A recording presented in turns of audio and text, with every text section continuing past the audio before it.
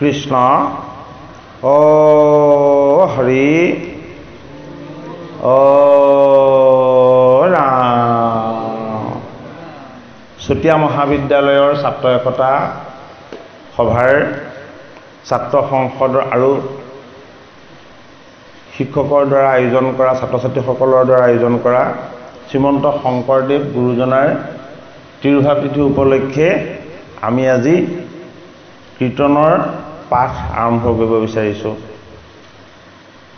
কৃষ্ণ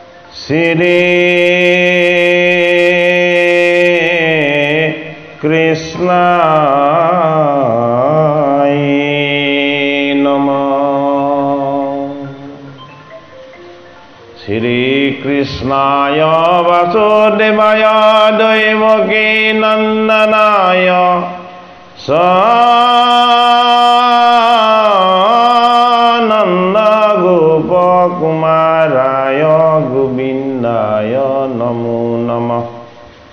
নমঃ পঙ্কজনাভায়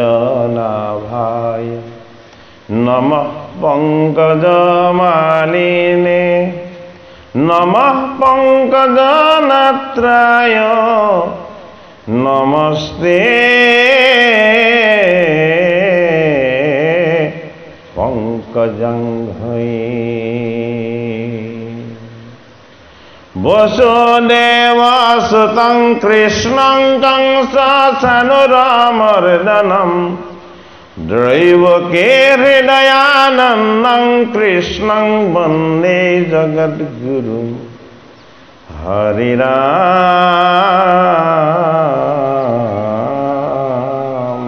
রাম। মূকং কरोति वाचालं পঙ্গুলঙ্ঘয়তে গিরিম यत्किपातमहं वन्दे परमानन्द माधवम्। হরি রাম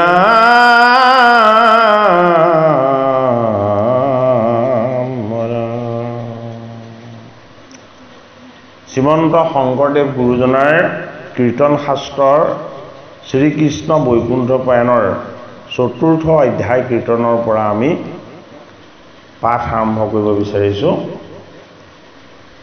হে নৰহৰি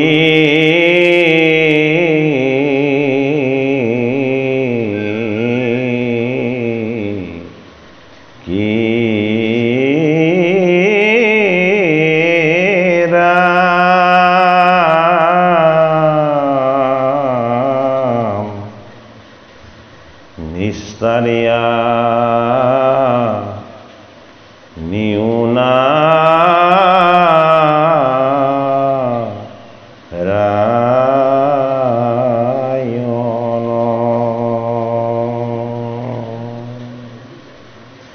ও মাথাত ধৰিলো তুলি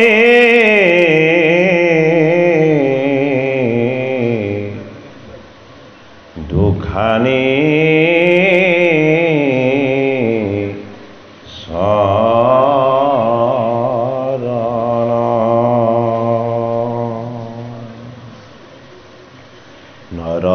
নৰহৰিকি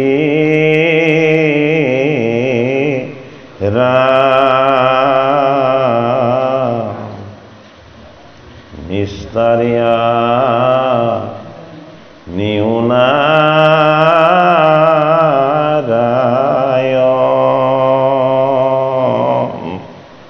ও মাথাত ধৰিলো তুলি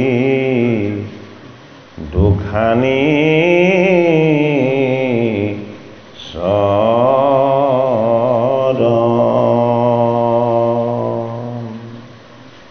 উদ্ধৱক সম্বোধিমা তন্ত্ৰে কৃষ্ণ পাছে কৰ্মবন্ধ এৰাই ভেপ বন যা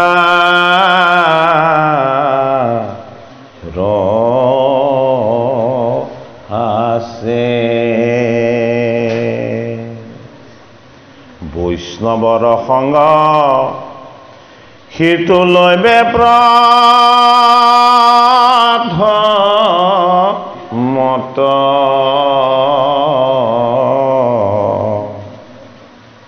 মুহুৰ চৰিত্ৰ শুনি বেকভ কত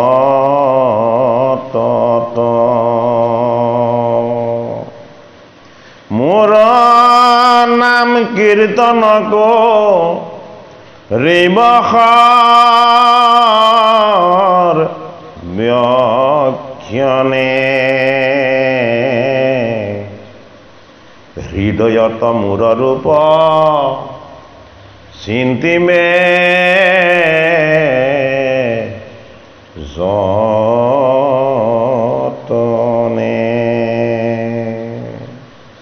এ মোৰ যশ গায়া যিটো কৰে গীত নিত্য নাহি তাৰ চিন্তা সিটো ভৈলকী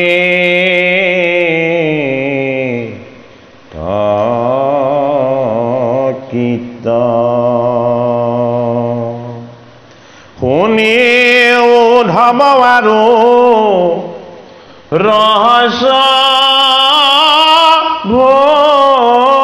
ভকতি কৰিবা অভ্যাস তুমি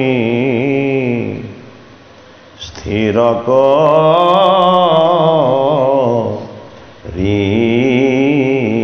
মতি সমস্ত ভূততে ব্যাপী আছো মই হৰি সবাকো মানিবা তুমি বিষ্ণু ধী কৰি ব্ৰাহ্মণৰ চাণ্ডালৰ নিবেচাৰি কোন দাতাত সুৰত যেন দৃষ্টিয়ে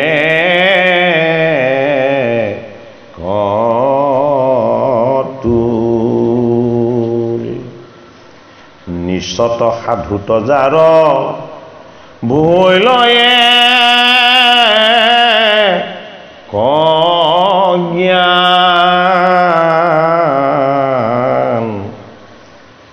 তাহাকে সে পণ্ডিতবু লিউখৰ বজান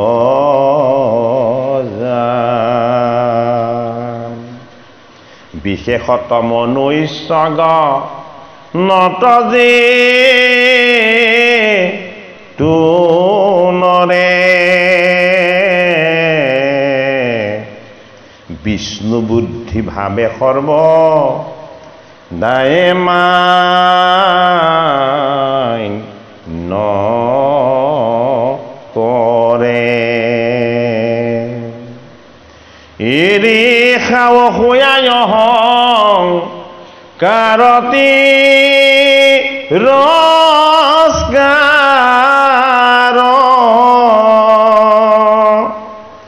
হবে নষ্ট হুয়ে তেবে তাবক্ষ নেতাৰ দেখি সখী গণে জুনু হাসেয়া হিবেৰি সময়ী সাধুই তুচুৰ হেনলৰ যাইৰি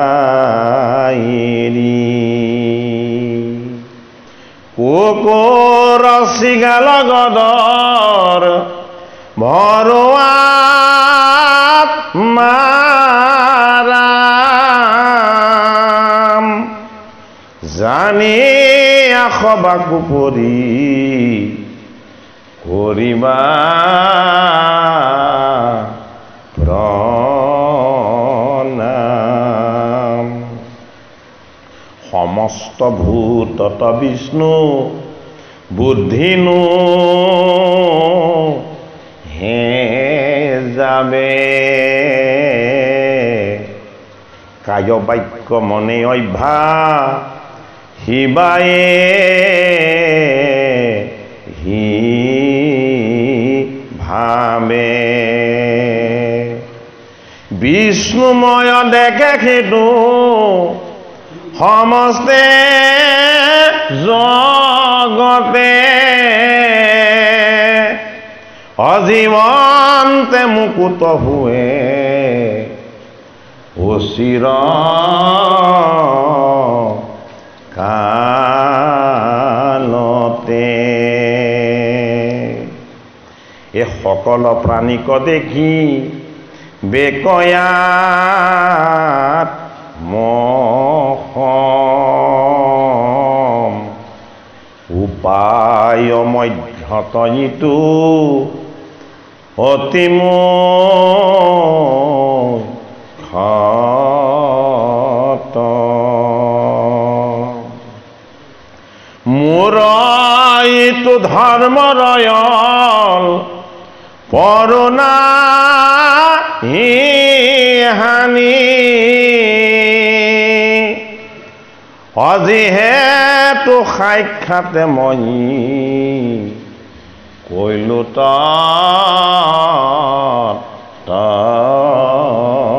বাণী তাম্ভিক শততনক হিবাই তু তত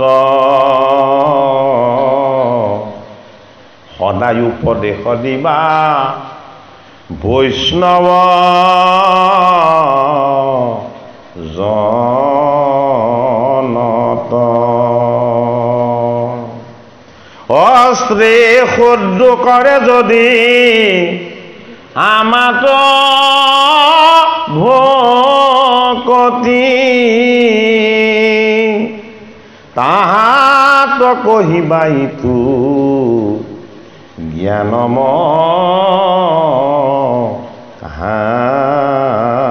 মতি আক ভক্তি কৰি পঢ়ে যিটো জ্ঞানী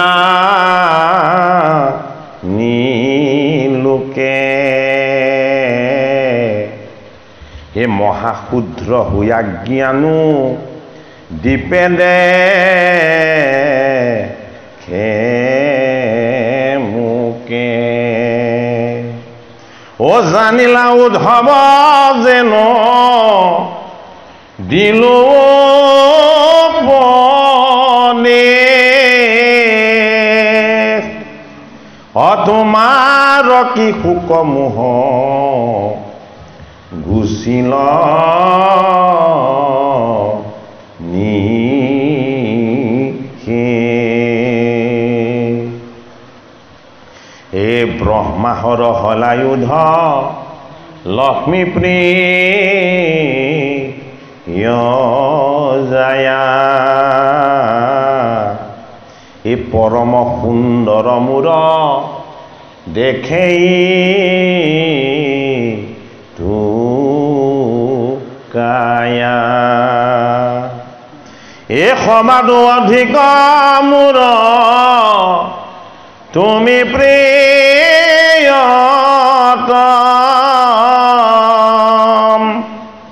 ও নাহি আন বান্ধৱহু ধাৱতো মিহম এ ভকতে সে মূৰহিনী জানিবা নিশ্চয় এ ভকতজনৰ জানা আমি হৃদয়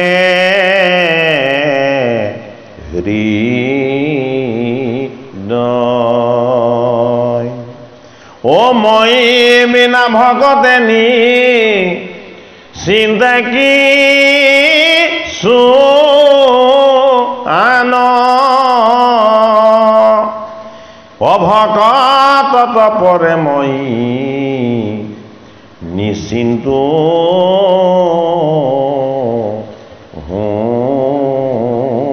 আন হৰি ৰাম হে ৰাম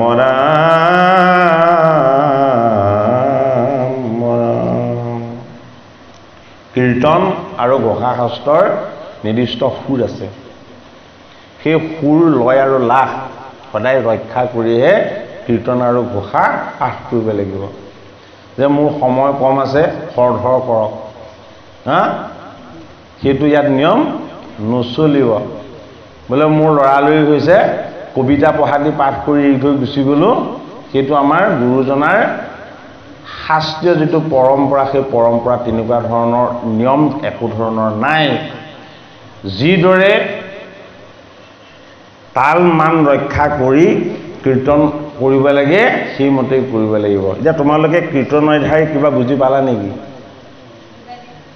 হা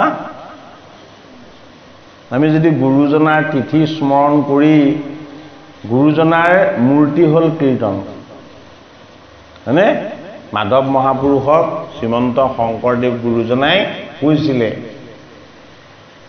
হে শুনিও মাধৱ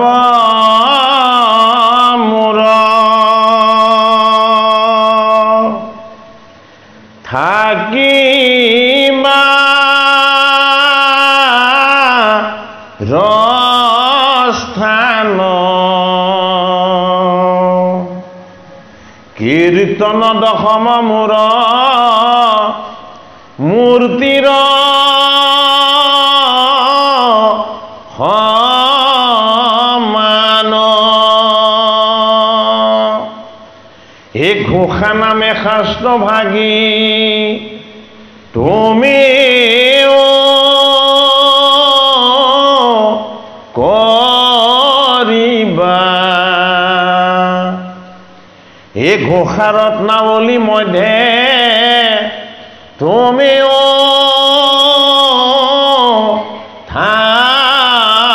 থাকিবা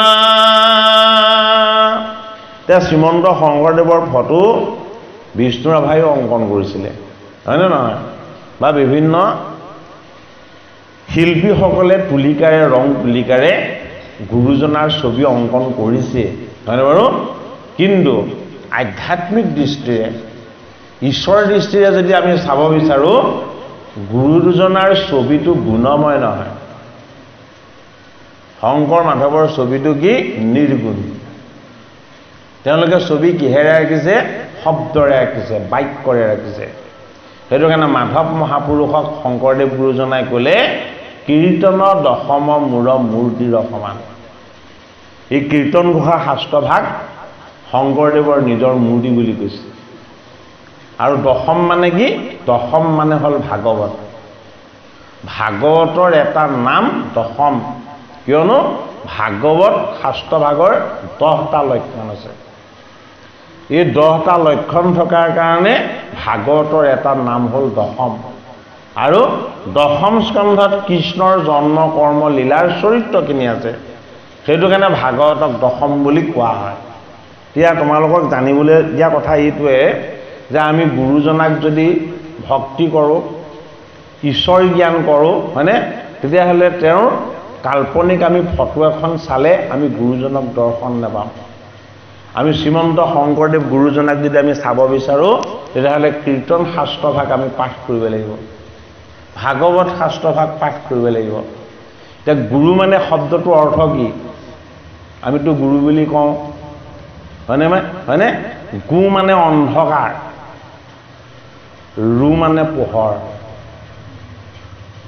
তমসা অজ্ঞান আৰু আন্ধাৰ এইবিলাকক দূৰ কৰি যি জ্ঞান ভক্তিৰ পোহৰেৰে শিষ্যক উজ্বলাই তুলিব পাৰে সেইজনক কি বুলি কোৱা হয় সেইজনক গুৰু বুলি কোৱা হয় সেইটো কাৰণে গুৰুজনাক স্মৰণ কৰা মানে আমি আমাৰ মাজত থকা অজ্ঞান অবিদ্যা আৰু অন্ধকাৰ এইবিলাকক আমাৰ পৰা আঁতৰ কৰি দিয়া হয় সেইটো কাৰণে আমাৰ গুৰু ধৰ্মটোত এটা ব্যৱস্থা ৰাখিছে কি শৰণ ভজন হয়নে আমাৰ ছাত্ৰ ছাত্ৰীসকলে শৰণ বুলি ক'লে ভয়েই খায়নে নাখায় যদি আমি শ্ৰীমন্ত শংকৰদেৱ গুৰুজনাৰ কলেজত বা মহাবিদ্যালয়ত যদি আমি তিথি পাতিব পাৰোঁ গুৰুজনাই আমাক যিটো শুদ্ধ ধৰ্ম দিছে সেই শুদ্ধ ধৰ্মটো আমি আচৰণ কিয় কৰিব নোৱাৰোঁ তোমালোকে নিজকে প্ৰশ্ন কৰিবা এইখিনি হয়নে বাৰু এটা জাতি যদি শৃংখলাবদ্ধভাৱে মান্যতাৰে সন্মান সহকাৰে যদি আগবাঢ়িবলৈ হয় তেতিয়াহ'লে সেই জাতিটোক ৰাস্তা দেখুওৱা এজন মনীষী লাগিব যিজনে সদায় শুদ্ধ ৰাস্তা দেখুৱায় শুদ্ধ পথ দেখুৱাজনক কি বুলি কোৱা হয় গুৰু বুলি কোৱা হয় আমি যোৱা পথটোত আন্ধাৰ থাকিব পাৰে বিপদ থাকিব পাৰে হয়নে অবিদ্যা থাকিব পাৰে গুৰুজনাই আমাক যিটো পথেৰে যাবলৈ আমাক দেখুৱাব সেই পথটোত অজ্ঞান আন্ধাৰ আৰু অবিদ্যা নাথাকে সেইটো কাৰণে আজি গুৰুজনাৰ যিহেতু তিৰুভাৱ তিথি আমি তিৰুভাৱ তিথিৰ লগত সংগতি ৰাখি পাঠভাগ আগবঢ়াইছোঁ শ্ৰীকৃষ্ণৰ বৈকুণ্ঠ বয়ান ভাগৱতৰ একাদশ স্কন্ধত আছে শ্ৰীকৃষ্ণৰ বৈকুণ্ঠ বয়ান তোমালোকে ভাগৱত শাস্ত্ৰ কোনোবাই শুনিছে নেকি নিপেন শইকীয়া ইউটিউব চেনেল খুলিলেই হ'ল সদায় পাবা ভাগৱত মই ইউটিউবত সদায় ভাগৱত দিওঁ এদিনো ক্ষতি নকৰোঁ হয়নে বাৰু যে আমি আমাৰ ঈশ্বৰৰ সেৱাটো যিকোনো প্ৰকাৰে কৰিবই লাগিব গুৰুজনাই আমাক যিটো শুদ্ধ ধৰ্ম দিছে এই ধৰ্মটো আমাৰ জনমানসত আমি বিলাবলৈ যত্ন কৰিব লাগিব ইয়াক চৰ্চা কৰিবলৈ যত্ন কৰিব লাগিব আজি ভাল পাইছোঁ যে আমাৰ মহাবিদ্যালয়ৰ ছাত্ৰ একতা সভাৰ উদ্যোগত যোৱা বৰ্ষতো এনেদৰে গুৰুজনাৰ তিথি পাতিছিলে আয়োজন কৰিছিলে আৰু এইটো বয়সতো সেই পৰম্পৰাটো ৰক্ষা কৰা হৈছে আৰু বেছি ভাল লাগিছে যে আমাৰ ছাত্ৰ ছাত্ৰীসকলে আজি ছাত্ৰসকলে চুৰিয়া বান্ধৱী পিন্ধি আহিছে আৰু ছাত্ৰীসকলে সুন্দৰকৈ চাদৰ মেখেলা পৰিধান কৰি আহিছে গুৰুজনাৰ ধৰ্মীয় পৰম্পৰাত আমাক যি সাজপাৰ দিছে আমি সেই দিনটোত সেই সাজপাৰটো পৰিধান কৰিহে আহিব লাগে এইটো তোমালোকে মনত ৰাখিবা দেই চুৰিয়া পিন্ধিবলৈ পাঞ্জাবী পিন্ধিবলৈ লাজ নকৰিবা এইটো আমাৰ সাংস্কৃতিক সাজ হয়নে চাবাচোন তোমালোকক এইভাগে গ'লে বহুতে সন্মানহে কৰিব আদৰহে কৰিব কিন্তু ভেঙুচালি আজিকালি কোনেও নকৰে হয়নে গতিকে আমি শ্ৰীকৃষ্ণৰ বৈকুণ্ঠ প্ৰয়াণ ভাগৱতৰ একাদশ স্কন্ধত আছে একাদশ স্কন্ধত থকা শ্ৰীকৃষ্ণৰ বৈকুণ্ঠ প্ৰয়াণত ভগৱান অকণমান তোমালোকৰ কাহিনীটো কৈ দিছোঁ যে ভগৱান কৃষ্ণই এই মৰ্ত্যত ঈশ্বৰীয় লীলা কৰিবলৈ আহিছিল। এই ঈশ্বৰীয় লীলা কৰিবলৈ আহি তেওঁৰ লীলাৰ যেতিয়া কাৰ্যক্ৰম সমাপ্ত হ'ব হ'ল তেতিয়া তেওঁ দ্বাৰকা নগৰ তেওঁ সাগৰৰ মাজত নিৰ্মাণ কৰিছিলে। দ্বাৰকা নগৰখনৰ মাজত বিভিন্ন উপদ্ৰৱ হ'বলৈ লৈছে। গাইবিলাকে কান্দি থাকে, দিনতে ফেৰুৱাই মাতে, হয়নে? আৰু পশু পক্ষীবিলাকে বিকট চিঞৰ মাৰে। তেতিয়া ভগৱান কৃষ্ণই দ্বাৰকাৰ প্ৰজাক ক'লে যে আমি প্ৰভাস তীৰ্থলৈ যাব লাগে, আমাৰ ৰাজ্যত অমংগলে দেখা দিছে। প্ৰভাস তীৰ্থত গৈ যদি আমি প্ৰভাসত স্নান কৰোঁ, ব্ৰাহ্মণক দান দক্ষিণা আদি কৰি পুণ্য অৰ্জন কৰোঁ, সেই অমংগলবিলাক দূৰ হ'ব। তেতিয়া ভগৱান কৃষ্ণই উদ্ধৱক মাতি নি ক'লে, উদ্ধৱ কোন? উদ্ধৱ কৃষ্ণৰ প্ৰাণৰ বান্ধৱ। কৃষ্ণৰ বান্ধৱ দুজন, আমাৰহে বন্ধু কৰ, ভগৱানৰ বন্ধু দুজনে, হয়নে বাৰু? এজন উদ্ধৱ আৰু অন্যজন অৰ্জুন। অৰ্জুনক সখা বুলি কয় আৰু উদ্ধৱক কি বুলি কয়? উদ্ধৱক বান্ধৱ বুলি কয়। যে ভগৱান কৃষ্ণৰ বান্ধৱ আৰু সখা এই দুজনেই। সেইটো কাৰণে দুজন বান্ধৱক তেওঁ দুটা উপহাৰ দিছে। বস্তুখিনি তোমালোকে নিৰীক্ষণ কৰা। দুজন বান্ধৱক দুটা উপহাৰ দিছে। অৰ্জুন তেওঁ সখীক তেওঁ 18 যুগ সম্বলিত গীতা দিলে। অৰ্জুন তেওঁৰ প্ৰাণৰ সখা, সেইটো কাৰণে তেওঁ কি দিলে? যুদ্ধক্ষেত্ৰত 18 যুগ সম্বলিত গীতাৰ জ্ঞান ভক্তি দিলে। আৰু উদ্ধৱ প্ৰাণৰ বান্ধৱ, সেইটো কাৰণে উদ্ধৱক কি দিছে? ভাগৱতৰ 11 স্কন্ধত গোটেই ভাগৱত ধৰ্ম আৰু ভাগৱত শাস্ত্ৰ তত্ত্ব মৰ্মৰ অৰ্থ গোটেইখিনি বিলাই দিছে উদ্ধৱক। তেওঁ উদ্ধৱক দিলে ভাগৱত আৰু অৰ্জুনক দিলে গীতা। এতিয়া তোমালোককো মোৰ এইটো আহ্বান, যদি তোমালোকে আধ্যাত্মিক ধ্যান ধাৰণাৰে গীতা শাস্ত্ৰ যদি অধ্যয়ন কৰা, তেতিয়াহ'লে কৃষ্ণই তোমালোকক নিজৰ সখা বুলি ভাবিব। তোমালোকে যদি ভক্তিভাৱেৰে ভাগৱত শাস্ত্ৰ শ্ৰৱণ কীৰ্তন কৰা, তেতিয়াহ'লে কৃষ্ণই তোমালোকক এই উদ্ধৱ বুলি ভাবিব। তাৰ তত্ত্বগত অৰ্থ সেইটোৱেই, হয়নে? আমি বস্তুবিলাক ভালদৰে হৃদয়ংগম কৰিবলৈ যত্ন কৰিব লাগিব। ভগৱানে কিন্তু কৃষ্ণই গীতা শাস্ত্ৰত অৰ্জুনক কৈছে যে মই স্বয়ং ভগৱান, মোৰ ব্যতিৰেকে এই জগতত একো নাই। আৰু উদ্ধৱক কি বুলি ক'লে যে হে উদ্ধৱ, তোমাৰ আৰু মোৰ মাজত একো পাৰ্থক্য নাই। অৰ্জুনক ক'লে ময়ে স্বয়ং ভগৱান, মোৰ ব্যতিৰেকে এই জগতত একো নাই, তোমাক ময়ে নিয়ন্ত্ৰণ কৰি আছোঁ হে অৰ্জুন, সমস্ততে ময়ে ব্যাপ্ত হৈ আছোঁ। আৰু উদ্ধৱক কি বুলি ক'লে? উদ্ধৱক ক'লে ভাগৱত শাস্ত্ৰৰ 11 স্কন্ধত যে তোমাৰ আৰু মোৰ মাজত একো পাৰ্থক্য নাই। কিয় পাৰ্থক্য নাই? যে তোমাৰ প্ৰাণেই হ'লো মই। উদ্ধৱক কৈছে মই তোমাৰ প্ৰাণ শক্তি, তোমাৰ দেহটোক চলাই থকা যিটো শক্তি, এই শক্তিটোৱেই মই। গতিকে মই যদি তোমাৰ প্ৰাণ শক্তি হয়, তোমাৰ আৰু মোৰ মাজত পাৰ্থক্য কি আছে? এতিয়া উদ্ধৱে শ্ৰীকৃষ্ণ যেতিয়া বৈকুণ্ঠলৈ যাবৰ হ'ল, বৈকুণ্ঠলৈ যাবৰ হ'লত উদ্ধৱে শ্ৰীকৃষ্ণক খাটনি কৰিছে যে তুমি যদি নাথাকা মই এতিয়া থাকিব নোৱাৰিম। বোলে কিয়? যে মই তোমাক ইমান ভাল পাওঁ যে তুমি গুচি যোৱাৰ লগে লগে মই ইয়াত নাইকিয়া হৈ যাম। নহ'লে তুমি এটা কাম কৰা, বোলে কি বৈকুণ্ঠলৈ মোকো লৈ যোৱা। এতিয়া কৃষ্ণই উত্তৰ দিছে যে মই ভগৱান, মই বৈকুণ্ঠপতি, মই বৈকুণ্ঠলৈ যাম, কিন্তু তুমি মোৰ ভকত। যদি তুমিও মোৰ লগত গুচি যোৱা, তেতিয়াহ'লে এই পৃথিৱীখন পাপেৰে পৰিপূৰ্ণ হৈ যাব। ইয়াত মোৰ নাম গুণ যশ আৰু মোৰ যি সৎকৰ্ম যিবিলাক লীলা আছিলে, এইবিলাক সকলো লোপ পাব। সেইটো কাৰণে মই তোমাক এটা দায়িত্ব দি থৈ যাওঁ। কি দায়িত্ব দি থৈ যাওঁ? যে মই তোমাক মোৰ ভাগৱত শাস্ত্ৰ দিম, ভাগৱত শাস্ত্ৰত থকা মোৰ ৰহস্য ভুকুতি দিম। আৰু হে উদ্ধৱ, মই তোমাক আজি দেখাও দি দিম। বোলে কি? এই ভাগৱত শাস্ত্ৰত মই আজি প্ৰৱেশ হৈ দিম। সেইটো কাৰণে আমাৰ ভাগৱত বুলি ক'লে ভয় কৰে নে নকৰে বাৰু? হা? প্ৰত্যেক মানুহে ভাগৱত বুলি ক'লে ভয় কৰে।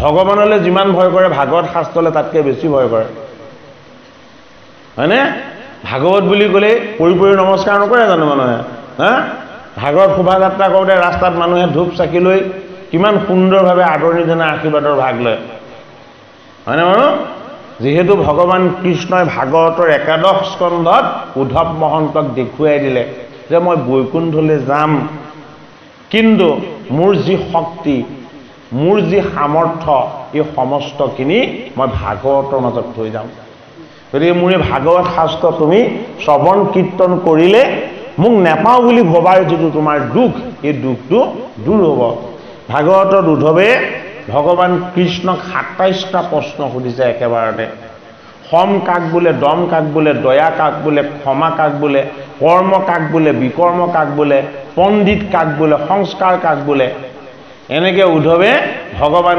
কৃষ্ণক ২৭টা প্ৰশ্ন সুধিছে সেই ২৭টা প্ৰশ্নৰ যি তাত্ত্বিক মূল উত্তৰ এই উত্তৰখিনি এই কীৰ্তন অধ্যায়ত আছে সেইটো কাৰণে এই কীৰ্তন অধ্যায় আমি আজি পাঠ কৰিছোঁ যে উদ্ধৱক ভগৱান কৃষ্ণই কৈছে উদ্ধৱক সম্বোধি মাতন্তে কৃষ্ণে পাছে কৰ্মবন্ধ এৰাইবে প্ৰবন্ধ যাৰ আছে কৰ্মবন্ধটো বুজি পাইছেনে বাৰু আমি যিমানবিলাক আমাৰ কায়িক সুখৰ কাৰণে কাম কৰোঁ এই কৰ্মবিলাকে আমাক বান্ধি পেলায় কেনেকৈ বান্ধে যে আমি কামটো কৰি তাৰ পৰা ফল আশা কৰি থাকোঁ হয়নে বাৰু কিতাপ যদি ভালকৈ পঢ়িলোঁ নপঢ়িলে পৰীক্ষাত নকল কৰি হ'লেও নম্বৰলৈ আশা কৰি থাকোঁ হা পৰীক্ষা ভালদৰে পঢ়া শুনা কৰিহে ভগৱানক ক'ব লাগে যে ভালকৈ পঢ়ি যদি পৰীক্ষা দিছোঁ ৰিজাল্টটো ভালেই হ'ব এই যে কৰ্মবন্ধ মানে হ'ল কৰ্মত থকা বন্ধন আমি যিমান কৰ্ম কৰোঁ সকলোবিলাক কৰ্মই আমাক বন্ধনত পেলায় এতিয়া উদ্ধৱক ভগৱান কৃষ্ণই কৈছে যে তোমাৰ যিটো কৰ্মৰ বন্ধন আছে এই কৰ্মৰ বন্ধনটোৰ পৰা তুমি মুক্ত হ'ব পাৰিবা এতিয়া মুক্ত হ'বৰ কাৰণে কি উপায় দিলে যে বৈষ্ণৱৰ সংগ সিটো লৈবে প্ৰথমত জীৱনৰ মায়াময় মোহময় কৰ্মবিলাকৰ বন্ধনৰ পৰা যদি মুক্ত হ'বলৈ হয় তুমি কাৰ সংগ ল'ব লাগিব বৈষ্ণৱৰ সংগ ল'ব লাগিব এটা বৈষ্ণৱ বুলি কাক কোৱা হয়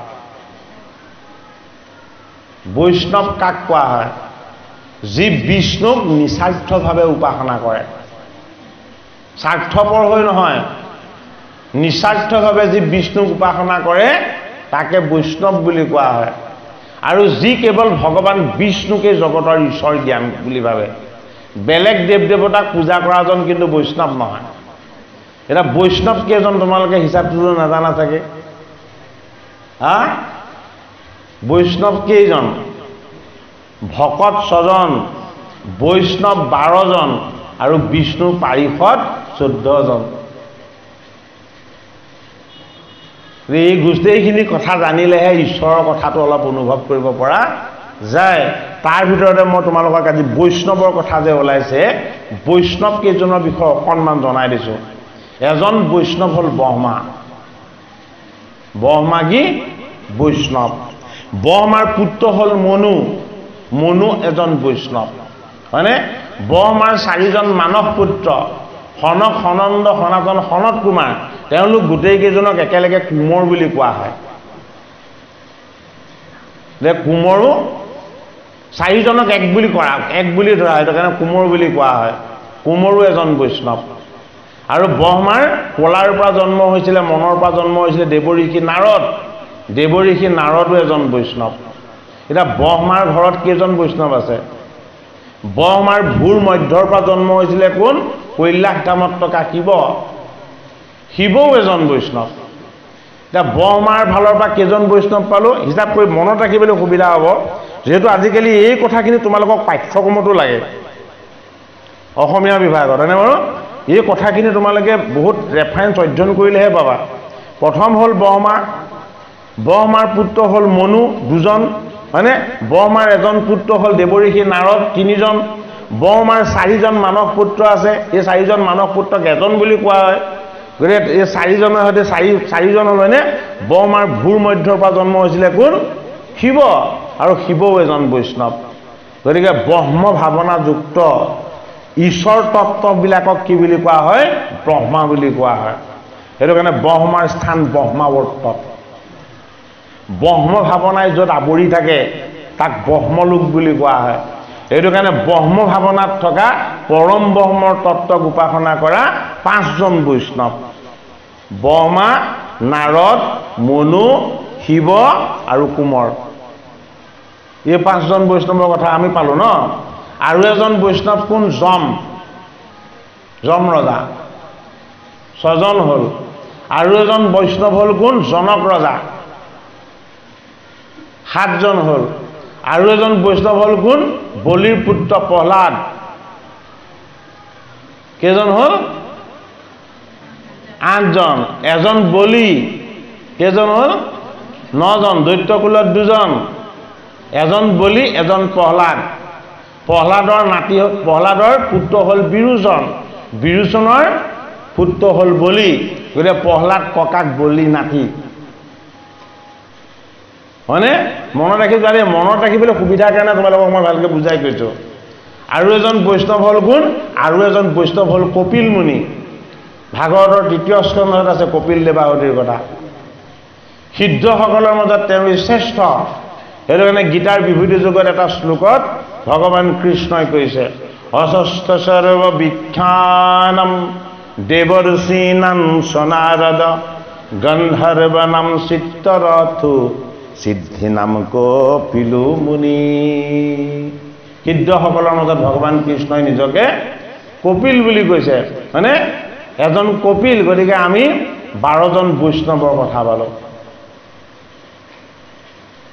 এই 12জনেই হ'ল বৈষ্ণৱ ব্ৰহ্মাৰ কুলত 5জন আৰু বাকী বেলেগ ঠাইত আছে কেইজন 7জন এজনৰ নাম ক'বলৈ থাকি গৈছে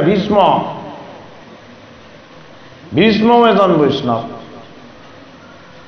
গতিকে একেবাৰে শেষৰ পৰা যদি যাওঁ তেতিয়াহ'লে আমি কাক পাম শেষৰজন হ'ল ভীষ্ম হয়নে ভীষ্মৰ আগৰজন হ'ল জনক হয়নে জনকৰ আগৰজন হ'ল কোন বলিৰ আগৰজন হ'ল কোন প্ৰহ্লাদতকৈ আগৰ কোন কপিল মুনি হয়নে গতিকে আমি এই 7জন কপিলতকৈ আগৰজন কোন যম ৰজা গতিকে 7জন আমি এইফালে পালো 5জন পালো আমি ক'ত ব্ৰহ্মলোকত એટલે মুঠ 12জন বৈষ্ণৱ যে ভকত কেইজন ভকত 6জন তেতা যুগত 3জন ৰচনা কৰিছিলে আৰু দাপৰ যুগত 3জন ৰচনা কৰিছিলে তেতা যুগৰ ভকত কেইজন হ'ল কোন জাম্বৱন্ত হনুমন্ত আৰু বিভীষণ তেতা যুগৰ ভকত আৰু দাপৰ যুগৰ ভকত কেইজন দাপৰ যুগৰ ভকত 3জন উদ্ধৱ বিদুৰ আৰু মৈত্ৰেয় এই 3জন এতিয়া 6জন ভকত আৰু 12জন বৈষ্ণৱ মুঠ কেইজন হ'ল মুঠ 18জন হয়নে নহয় আমাৰ এবছৰত ঋতু কেইটা ঋতু 6টা মাহ কেইটা 12টা মুঠ পৰিমাণ কিমান 18টা গতিকে 6জন ভকত আৰু 12জন বৈষ্ণৱ যদি আমি বিচাৰি চাওঁ আমাৰ লগত বাস কৰি আছে 6টা ঋতু হৈ আমাৰ লগত বাস কৰি আছে 12টা মাহ হৈ হয়নে এই 12 মাহ এইবিলাকেই জানো আমাৰ আয়ু ৰেখাৰ তত্ত্ব নহয় হয়নে নহয় গতিকে আমি ঈশ্বৰ জ্ঞান লাভ কৰাৰ লগতে নিজক জনাৰো ব্যৱস্থাই শাস্ত্ৰত আছে কৰ্মবন্ধ যদি বান্ধোনৰ পৰা আমি মুক্ত হ'বলৈ হয় তেতিয়াহ'লে কি কৰিব লাগিব আমি বৈষ্ণৱৰ সংগ ল'ব লাগিব বৈষ্ণৱৰ সংগ কিয় ল'ব লাগিব যমে কেতিয়াও মিছা নকয় ভীষ্মই দিয়া বাক্য কেতিয়াও ভংগ নকৰে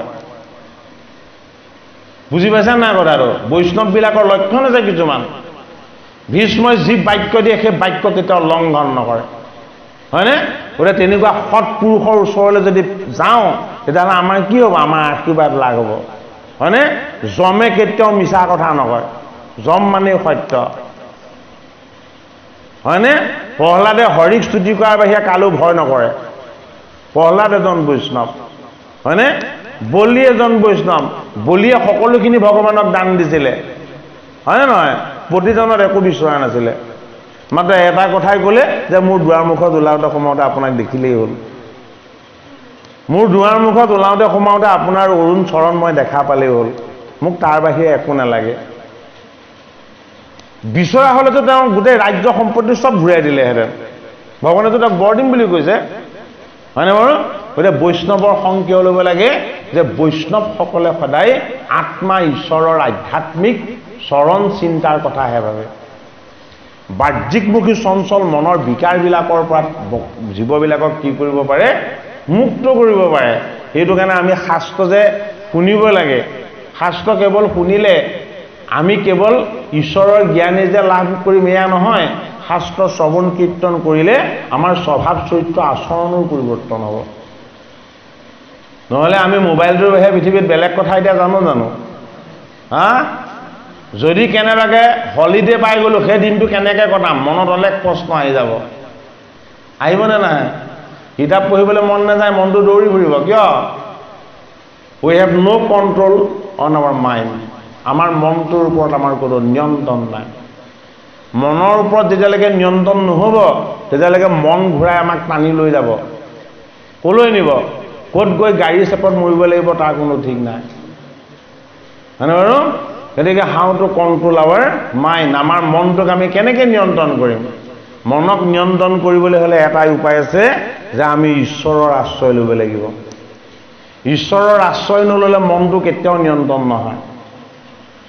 যি ঈশ্বৰৰ আশ্ৰয় লয় তাৰ মনটো কণ্ট্ৰল হয়, নিয়ন্ত্ৰণ হয়। কিয় নিয়ন্ত্ৰণ হয়? ভগৱান কৃষ্ণই অৰ্জুনক উপদেশ দিয়া আছে, মন মনা ভৱমাদ ভুক্তা মদেউজী মাম নমস্কুৰু মাম হেব বৈশ্বসিয়ুক্তা বানম আত্মনম মৎপৰায়ণ। ইয়াৰ অৰ্থটো হ'ল, হে অৰ্জুন, তুমি মোক একো দিব নালাগে, তুমি মোক তোমাৰ মনটো দিয়া। তোমাৰ মনটো কেৱল মুঠ দি তুমি মোক স্তুতি কৰা, তুমি মোক পূজা কৰা, তুমি মোক উপাসনা কৰা, বোলে কি তুমি মোক পাই যাবা। মোক পোৱাৰ পাছত আৰু তোমাৰ পাবলৈ একো বাকী নাথাকে। মই তোমাৰ গোটেই শক্তি আৰু সামৰ্থ্য হ'ম। কিয়নো মোক যি মনটো দিয়ে সেইজন মোৰ অত্যন্ত প্ৰিয়, সেইজন মহামানী বুলি কৈছে ভগৱান কৃষ্ণই। এতিয়া কৰ্মবন্ধৰ জড়তা, কৰ্মবন্ধনবিলাক কি? মই ইটো কৰিম, সিটো কৰিম, ইফালে যাম, সিফালে যাম, হয়নে নহয়? এইবিলাক বন্ধনমুখী চিন্তন। মনটোক এক ভাৱনাত, এক স্থানত ৰাখি লৈ স্থিৰেৰে কিবা এটা সিদ্ধান্ত লৈ আমি যাতে কিবা এটা সৎ কৰ্ম কৰিব পাৰোঁ। পঢ়িবলৈ হ'লেও আমাৰ মনটো ধৈৰ্যশীল হ'ব লাগিব, হয়নে নহয়? আটাইতকৈ টান কামটো পঢ়া কামেই। পঢ়া কামটো কিয় টান কাম? মাইণ্ডটো তাত লগাব লগা হয়। কিন্তু মনৰ বৈশিষ্ট্য কি? মন ইয়াত বহি থাকিলেও ক'ৰবাত বেলেগত থাকিবগৈ পাৰে। সেইটো বেলেগে কোনেও নেদেখে, নিজেহে জানে কি ভাবি থাকে, হয়নে? এতিয়া এই কৰ্মবন্ধ এৰাবৰ কাৰণে কৈছে যে বৈষ্ণৱৰ সংগ ল'বলৈ কৈছে। বৈষ্ণৱৰ সংগ মানে তোমালোকে চুৰিয়া চেলেং লোৱা বৈষ্ণৱৰ সংগৰ কথা কোৱা নাই। বৈষ্ণৱ শব্দৰ অৰ্থ বৰ ব্যাপক, হয়নে? বৈষ্ণৱ মানে কি? বিষ্ণুৰ তত্ত্ব, যে সমস্ততে ঈশ্বৰেই বাস কৰি আছে। মই যি দেখি আছোঁ, মই যি চাই আছোঁ, মই যি কৰি আছোঁ, চন্দ্ৰ সূৰ্য হৈ মোক দেখি আছে আৰু চাই আছে। গতিকে আমি অন্যায় অনীতিৰ ফালে মনটো নিব পাৰিম জানো? হয়নে? যে বৈষ্ণৱৰ সংগ লৈবা প্ৰথমত মুহুৰ চৰিত্ৰ শুনিবে ক ভকতত। চৰিত্ৰ কাৰ শুনিবলৈ কৈছে? কৃষ্ণৰ চৰিত্ৰটো শুনিবলৈ কৈছে। এতিয়া কৃষ্ণৰ চৰিত্ৰটোনো কি? কৃষ্ণ গোপীৰ লগত ৰাস ক্ৰিয়া কৰিছিলে, সেইটোৱে চৰিত্ৰ নেকি? নহয়। কৃষ্ণৰ চৰিত্ৰত বহুত চাতুৰ্যতা আছে, হয়নে? নন্দৰ গৃহত 9 লাখ গাই আছিলে, কৃষ্ণ অকলে তাত ডাঙৰ দীঘল হৈছিলে। মাখন আৰু গাখীৰ তেওঁলোকে মথুৰা পৰ্যন্ত বিক্ৰী কৰিছিলে, হয়নে? কিন্তু কৃষ্ণই তাত মাখন নাখায়। ক'ত খায়? মাখন গোপীৰ ঘৰত চুৰ কৰিহে খায়, হয়নে? মাখন শব্দটোৰ তত্ত্বগত অৰ্থ আছে। মাখন মানে কি? গাখীৰতো কিবা বিকাৰ থাকিব পাৰে, দুগ্ধত। বিকাৰবিলাকক আঁতৰ কৰি সংস্কাৰখিনি গোটেইখিনি মাখন। আমাৰ জীৱনৰ সংস্কাৰখিনিকে মাখন বুলি কোৱা হয়, যিখিনি সুসংস্কাৰ। বয়োজ্যেষ্ঠজনক শ্ৰদ্ধা কৰা, শিশুক মৰম কৰা, হয়নে? ভিক্ষাৰী বা বাতুলজনক আমি দয়াৰ দৃষ্টিৰে চোৱা। বুজি পাইছেনে? এই সৎ আচৰণ, সৎ ব্যৱহাৰখিনি কি বুলি কোৱা হয়? মাখন বুলি কোৱা হয়। তুমি যিমানখিনি বেয়া কৰিলা, বেয়াখিনিত মই নাই। ভগৱান কৃষ্ণই কৈছে তুমি যিখিনি ভাল কৰিছা তাতেই মই। সেইটো কাৰণে কৃষ্ণক কি বুলি কোৱা হয়? মাখন চোৰ বুলি কোৱা হয়। তত্ত্বগত অৰ্থ। যিমানখিনি ভাল গুণ আছে, ভাল কৰ্ম আছে, ভাল ভাৱনা আছে, গোটেইখিনি ভগৱানৰ মাজত আছে। সেইটো কাৰণে আমি কৰা ভালখিনি ভগৱানক কৰা উপাসনাই। আমি যিখিনি বেয়া কৰিছোঁ সেইখিনি আমি ঈশ্বৰক পিঠি দিয়া হৈছে। গতিকে কৃষ্ণৰ চৰিত্ৰ বুলি কওঁতে কৃষ্ণই বাঁহী বজাই থকাটো দেখিলে নহ'ব। আমাৰ ভিতৰতো কৃষ্ণ আছে। যিজন ঈশ্বৰক আমি দেখা নাই, হয়নে? এইজন আছে বুলি, আমাক চাই আছে বুলি, আমাৰ দ্বাৰা কৰাই আছে বুলি আমি ভাল পথত থাকিব পৰাটো এয়া কৃষ্ণৰ চৰিত্ৰৰ বন্দনাই। গতিকে আমি বাস্তৱ দৃষ্টিৰে ঈশ্বৰ কৃষ্ণৰ তত্ত্ববিলাকক আমি অনুভৱ কৰিব লাগিব। সেইটো কাৰণে ঈশ্বৰক সন্তুষ্ট কৰিবৰ কাৰণে নামঘোষাত থকা প্ৰাৰ্থনা আমি নিজে কৰিব লাগে। কীৰ্তন একাইধা আমি নিজে পাঠ কৰিব লাগে। মূৰ নামক কীৰ্তন কৰিব সৰ্বক্ষণে, হৃদয়ত মূৰৰূপ চিন্তিবে যতনে। উদ্ধৱক কৈছে কি বুলি? যে তুমি বৈষ্ণৱৰ সংগ ল'বা, ভকতৰ মুখত মোৰ চৰিত্ৰ শুনিবা, মোৰ নাম গুণ তুমি নিজে গাই হৃদয়ত তুমি মোৰ ৰূপটো চিন্তা কৰিবা। এতিয়া কৃষ্ণৰ ৰূপ হৃদয়ত কেনেকৈ চিন্তা কৰিম আমি? যিসকলে ভজন লয় তেওঁলোকে ৰূপটো গুৰুৰ কৃপাত লাভ কৰে, হয় নহয়? আমাৰ ছাত্ৰ ছাত্ৰীৰ শৰণো নাই, ভজনো নাই। গতিকে তেওঁলোকে কৃষ্ণৰ ৰূপটো হৃদয়ত কেনেকৈ চিন্তা কৰিব? ফটোখন চিন্তা কৰাৰ বাহিৰে, হয়নে? তোমালোকক মই এটা উপায় শিকাই দিছোঁ যে হে জগতৰ হৰি, মোৰ মাজত যিমানখিনি ভাল আছে গোটেইখিনি তুমি। মোৰ জীৱনলৈ যিমানখিনি ভাল আহিছে সেইখিনি তুমিয়েই, হয়নে? গতিকে তোমাক মই হৃদয়ত চিন্তা কৰিছোঁ, তুমি মোৰ যিমান কৰা সদায় ভাল কৰা বুলি। আৰু মই তোমাৰ নাম স্মৰণ কৰিছোঁ কি বুলি? ৰাম কৃষ্ণ হৰি বুলি। মুখত নাম ল'বলৈ কৈছে, হৃদয়ত তেওঁৰ ৰূপ চিন্তা কৰিবলৈ কৈছে। ৰূপটোতো তোমালোকে চিন্তা কৰি হৃদয়লৈ আনিব নোৱাৰিব পাৰা, হয়নে বাৰু? যিমানখিনি ভাল পোৱা, ভাল আমি জগতত যিমানখিনি পাইছোঁ এই সমস্তখিনি কেৱল তুমি। গতিকে তোমাৰ লগত থকা ভালখিনিকে আমাক দান কৰা। আমাৰ মাজত থকা যিখিনি বেয়া আছে সেইখিনি তুমি আঁতৰ কৰি দিয়া। সেইটো কাৰণে আমি যাক ভাল পাওঁ তাৰ নামটো বেছিকৈ লওঁ মানুহৰ আগত, হয়নে নহয়? সেইটো কাৰণে ভকতে কাৰ নাম বেছিকৈ লয়? কৃষ্ণৰ নাম বেছিকৈ লয়। ভকতে কাক ভাল পায়? কৃষ্ণক ভাল পায়।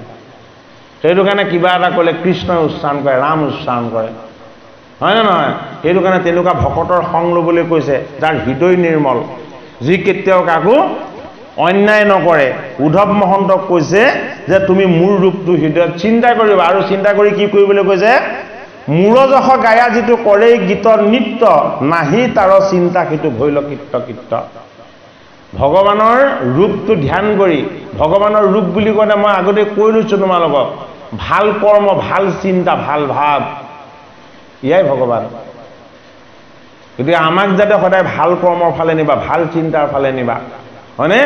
এই ৰূপ যদি আমি হৃদয়ত চিন্তা কৰি তেওঁৰ যশ গুণ, ভগৱান কৃষ্ণৰ যশ গুণ গোৱাটো কোনো জটিল নহয়।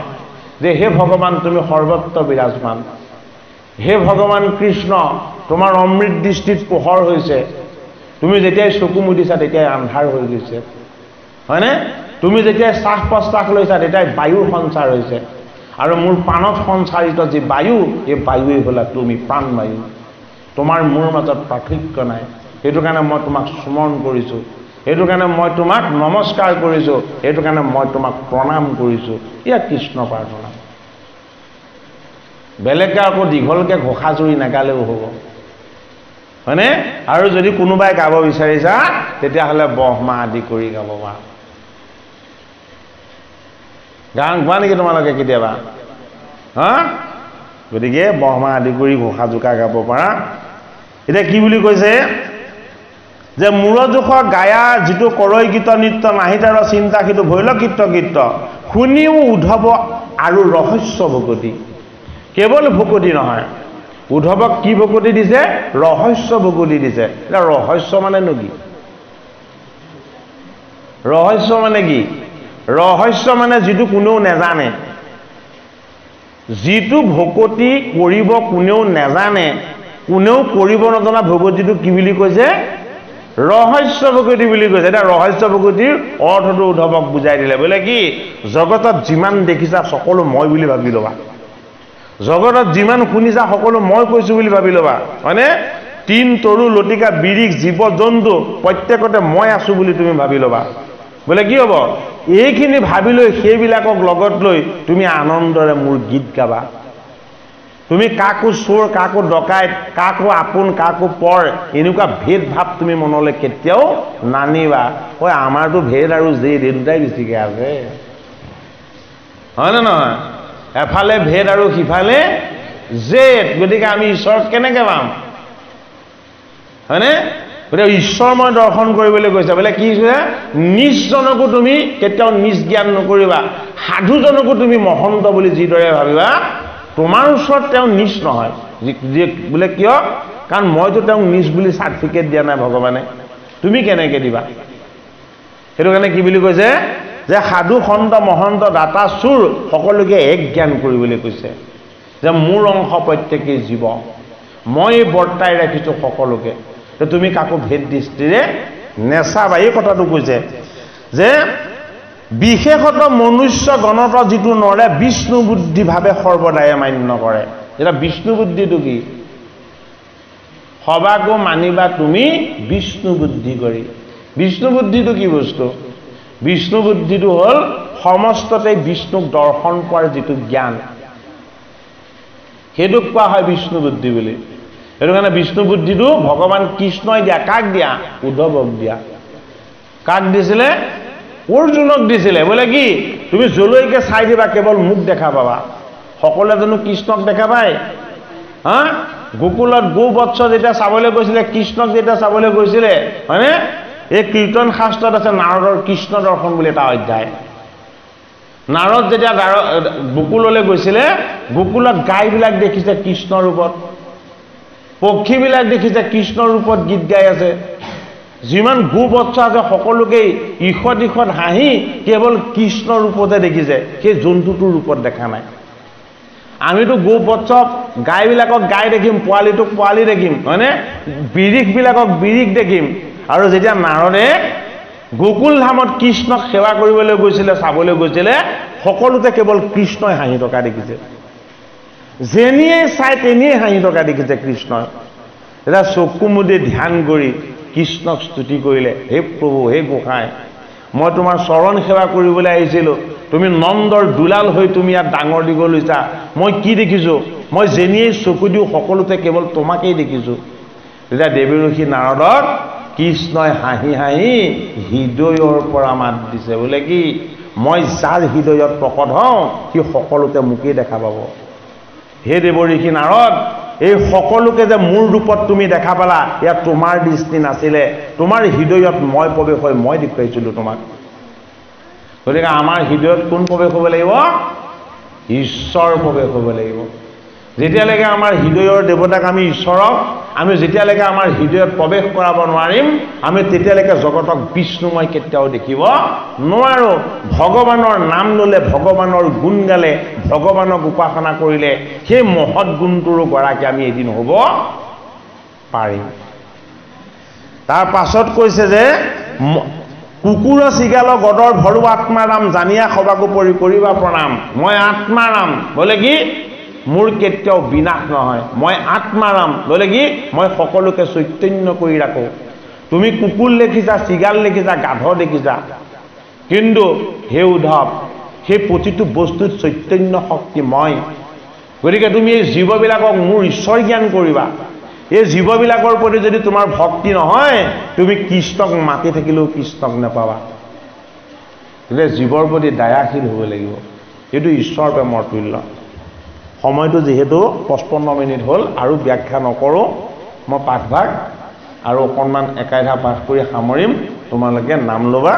আকৌ কেতিয়াবা যদি সময় সুবিধা হয় বিস্তৃতভাৱে অকণমান মই ভাগৱত বা গীতা তোমালোকক ক'বলৈ যত্ন কৰিম কেতিয়াবা।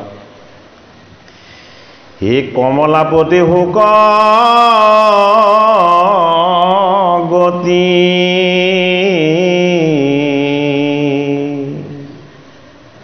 ৰাম মোৰ মতি তোমাৰ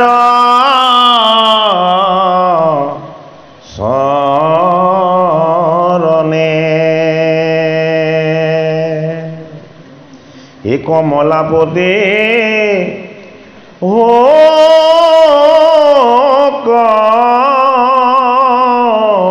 গতি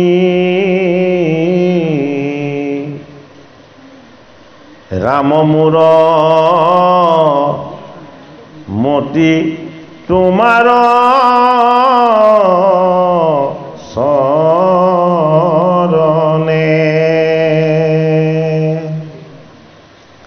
এ উদ্ধৱে কৃষ্ণৰ শুনি বাণী গীতাঞ্জলি ভৈলা মহামানী মাতিবে নোৱাৰি আচাৰহি চকুৰ লোটক পৰে বহি ও স্নেহত ব্যাকুল ভৈল মন ধৈৰ্য ধৰি ভৈলা সন্ধুক্ষণ আগবাঢ়ি গৈলা ধীৰে ধীৰে কৃষ্ণৰ চৰণ চুই শিৰে হে বুলিলা কৰিয়া নমস্কাৰ হে গুচাইলা মোহয় অহংকাৰ এই সূৰ্যৰ কাষত যিটো থাকে তাক কি আন্ধাৰে আৰু ঢাকে ভগৱান কৃষ্ণৰ ওচৰৰ পৰা উদ্ধৱ যাবগে উদ্ধৱ কলৈ যাবগে উদ্ধৱ বদৰিকা আশ্ৰমলৈ যাবগে আৰু ভগৱান কৃষ্ণ কলৈ যাব ভগৱান কৃষ্ণ বৈকুণ্ঠলৈ যাব হয়নে এইটো কাৰণে উদ্ধৱে কি বুলি ভগৱান কৃষ্ণক ক'লে যে তোমাৰ চৰিত্ৰ তোমাৰ গুণ তোমাৰ ভক্তি আৰু যি নিৰ্মল ৰহস্য ভগতি হে ভগৱান কৃষ্ণ মই তোমাৰ কৃপাত এইখিনি পালোঁ হয়নে এইখিনি পোৱাৰ পাছত মোৰ এনে অনুভৱ হৈছে বোলে কি সূৰ্যৰ কাষত থাকিলে যিদৰে আন্ধাৰে প্ৰিয়া কৰিব নোৱাৰে তোমাৰ ভাৱ ভক্তি এইবিলাক মোৰ হৃদয়ত থকাৰ কাৰণে ময়ো তোমাৰ পৰা আঁতৰত থাকিম বুলি আৰু মোৰ অনুভৱ নহ'ব সদায় তুমি মোৰ লগতেই থাকিবা এই অনুভৱ মই কৰিব পাৰিম হে ৰাম কিনো কৃপা ভিতক কৰিলা হে বিজ্ঞান প্ৰদীপ মোক দিলা অ প্ৰভু এৰি তোমাৰ পাৱক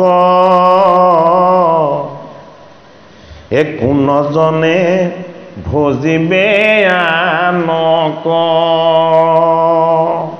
উদ্ধৱে কৈছে যে তোমাৰ সমান কৃপাময় হৰি কোন আছে তুমি বৈকুণ্ঠ স্থানত থাকা তুমি কাকো দেখা নিদিয়া কিন্তু মই তোমাক নিৰ্মল ভকতি কৰাৰ কাৰণে তুমি মোক দেখা দিলা আৰু তুমি কি দিলা মোক ভকতিৰ আনন্দময় জ্ঞান দিলা মই নিজক চিনি পালোঁ তোমাক বুজি পালোঁ হয়নে আৰু এতিয়া মোৰ কোনো প্ৰাপ্তিৰ আকাংক্ষা নাই তুমি মোৰ ভিতৰত প্ৰৱেশ হৈ মোৰ মন প্ৰাণ সকলো আনন্দিত কৰি দিলা এতিয়া কৃষ্ণক উদ্ধৱে কৈছে তোমাৰ বাহিৰে কিয় বেলেগক ভকতি কৰিব তোমাৰ সমান শ্ৰেষ্ঠ ভগৱান আৰু এই জগতত কোনো নাই হে ৰাম অচিনিলা ক্ৰোধি সমূহ পাক অবিষয়ত কৰিলায়ুদা অ দূৰ ভৈল বান্ধৱৰ স্নেহ অ দেখো ভিন আপোনাৰ দে হে নমো নমো যোগেশ্বৰ হৰি অভিতক শিখায়ো ভাল কৰি মুক্ত অৱস্থাতে মোৰ মন অনেৰে যেন তোমাৰ চৰণ অ মাধৱে বোলন্ত এহি হুক হে বদৰিকাশ্ৰম কজায়ুক। এতিয়া উদ্ধৱে বদৰিকা আশ্ৰমলৈ যাওঁতে কি লৈ গৈছিলে জানানে তোমালোকে? উদ্ধৱে বদৰিকা আশ্ৰমলৈ যাওঁতে শিৰত ভগৱান কৃষ্ণৰ পাদুকাযোৰ লৈ গৈছিলে। ভগৱান কৃষ্ণই যিযোৰ পাদুকা পৰিধান কৰিছিলে সেই পাদুকাযোৰ উদ্ধৱে শিৰত তুলি লৈছিলে। আৰু শিৰত যেতিয়া পাদুকাযোৰ তুলি লৈছিলে তেতিয়া উদ্ধৱে ভাবিছিলে যে তোমাৰ চৰণত পৰিধান কৰা পাদুকা যেতিয়া মই শিৰত পালোঁ, মইনো তোমাক পাবলৈ ক'ত বাকী থাকিলে, হয়নে? তুমি সৰ্বত্ৰ বিৰাজমান, তুমি সকলোতে আছা, কিন্তু মই তোমাক সকলোতে আছে বুলি অনুভৱ কৰিব পৰা নাছিলোঁ, যিহেতু মোৰ সেই আত্মজ্ঞান নাছিলে। তুমি মোক সেই আত্মজ্ঞান দান কৰিলা। হে ৰাম হে অলকানন্দাক দৰ্শনে এৰিবে সমস্তে পাপ গণে। অপিনি মাহা বাকলি বখন হে বন্য ফল কৰিমা ভোজন। অ থাকি বাহা ইন্দ্ৰিয় কদমি এ হৈবা শান্ত মনক নিয়মি। বৰ ডাঙৰ তত্ত্ব কথা কেইটামান কৈছে, তোমালোকৰ কাৰণে কৈছে, আমাৰ কাৰণে কোৱা নাই। কিন্তু উদ্ধৱক কি ক'লে যে তুমি অলকানন্দা তীৰ্থখন দৰ্শন কৰি যাবা। অলকানন্দা কি? ভগৱান কৃষ্ণৰ শিৰৰ পৰা গালৰ ফালে কেইডালমান চুলি বৈ আহে, হয়নে? অত্যন্ত ক'লা। কৃষ্ণ হ'ল পূৰ্ণিমাৰ জোনৰ দৰে উজ্জ্বল ৰক্তিম বৰ্ণৰ। এই চুলিকেইডাল কপালত জিলিকি থাকিলে এনেকুৱা লাগে যেন তেওঁ কাৰোবাক দৰ্শন পোৱাতকৈও কি যে এটা অনন্য সৌন্দৰ্য। কৃষ্ণৰ সেই অলকা পান্তি উজ্জ্বল হৈ জিলিকি থাকে। এইটো কাৰণে অলকানন্দা চাবলৈ গ'লে, অলকানন্দা মানে কি? যে তোমাৰ মস্তিষ্কত, তোমাৰ চিন্তনত, তোমাৰ ভাৱনাত এই উদ্ধৱ তুমি মোকেই দেখা পাব লাগিব। অলকানন্দাক, এইটো মোক বহুতে ফোনত প্ৰশ্নও কৰে যে উদ্ধৱকনো অলকানন্দা তীৰ্থখন কৃষ্ণই কিয় চাবলৈ গৈছিলে, হয়নে? উদ্ধৱৰ চিন্তা ভাৱ আৰু চেতনাত ভগৱান কৃষ্ণক ধাৰণ কৰি ল'বলৈ কৈছিলে। সেইটোকে কৈছে তুমি অলকানন্দা তীৰ্থখন যাবা বুলি। তাৰ যিটো আচল তত্ত্বগত অৰ্থ, যে ভাৱ চিন্তা আৰু বোধত যেতিয়া তুমি মোক পাবা, হে উদ্ধৱ তুমি একো জীৱ জন্তুৰ পৰা আহৰণ কৰা তুমি মৎস্য মাংস এইবিলাক তোমাৰ খাদ্য নহয়, অখাদ্য হ'ব। তোমাৰ একো সেইবিলাক খাব নোৱাৰা হ'বা, তুমি খাবই নোৱাৰিবা। তেনেহ'লে কি বুলি কৈছে? তুমি গছৰ ফল মূলহে কেৱল খাবা। উদ্ধৱকনো ফল মূল খাবলৈ কিয় পৰামৰ্শ দিছে? ঐ আমিও বেছিকৈ ফল মূলহে খাব লাগে। ফল মূল খালে কি হয়?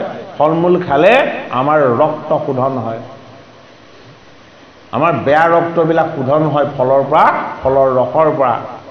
মাছ মাংসৰ পৰা কি হয়? আমাৰ তেজটো আসুৰি বৃত্তিযুক্ত হয়,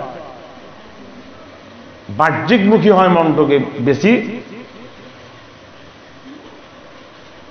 বিকাৰযুক্ত বস্তুবিলাকৰ পৰা যিবিলাক ৰস আহে। সেইটো কাৰণে উদ্ধৱক ফল মূল খাবলৈ কৈছে। মানে কি? ভগৱান কৃষ্ণক যি ভাল পায় তেওঁ যাতে শাকাহাৰ নিৰামিষ আহাৰ বেছিকৈ গ্ৰহণ কৰে, এইবিলাক আহাৰ যাতে বৰ্জন কৰে। উদ্ধৱক দিয়া উপদেশৰ চলেৰে সকলোকে ভগৱান কৃষ্ণক এই কথাষাৰ কৈছে। আৰু কি বুলি কৈছে? ইন্দ্ৰিয়ক তুমি দমন কৰিবলৈ দমন কৰিব নোৱাৰা। অন্ন যেতিয়া নিয়মিত হ'ব, অন্ন যেতিয়া সংযমী হ'ব, তেতিয়া ইন্দ্ৰিয়ও দমন হ'ব। অন্নৰ পৰা উৎপত্তি হোৱা ৰসে যদি বিকাৰযুক্ত ৰস লয় তেতিয়াহ'লে ইন্দ্ৰিয়বিলাকক কি কৰিব? উত্তেজিত কৰিব। হে ৰাম আমাক স্মৰি বাবাই কমনে হে মূৰ ৰূপ চিন্তিবা যতনে অ সংসাৰৰ বন্ধে হৈ বাহীন হতে বেচিত মোতে যায় বলীন যিটো জ্ঞান শিকাইলো তোমাক বিচাৰিয়া অভ্যাসী বাতাক পাইবা তাৰ অল্পতে প্ৰমাণ এটিখনে এৰাই তো স্থান তৰিবাহা সংসাৰৰ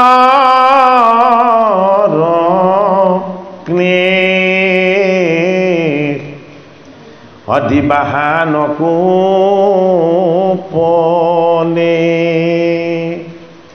ভনিলা শংকৰ কৃষ্ণ পদে হৰি হৰি বোলা ভাষণে তৰিবাহা সংসাৰৰ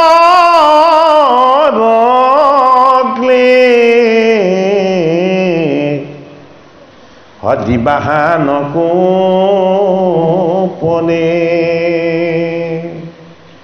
হে ভনিল শংকৰে কৃষ্ণ পদে হে হৰি হৰি বোলা ভাষণে হৰি ৰাম হে ৰাম ৰাম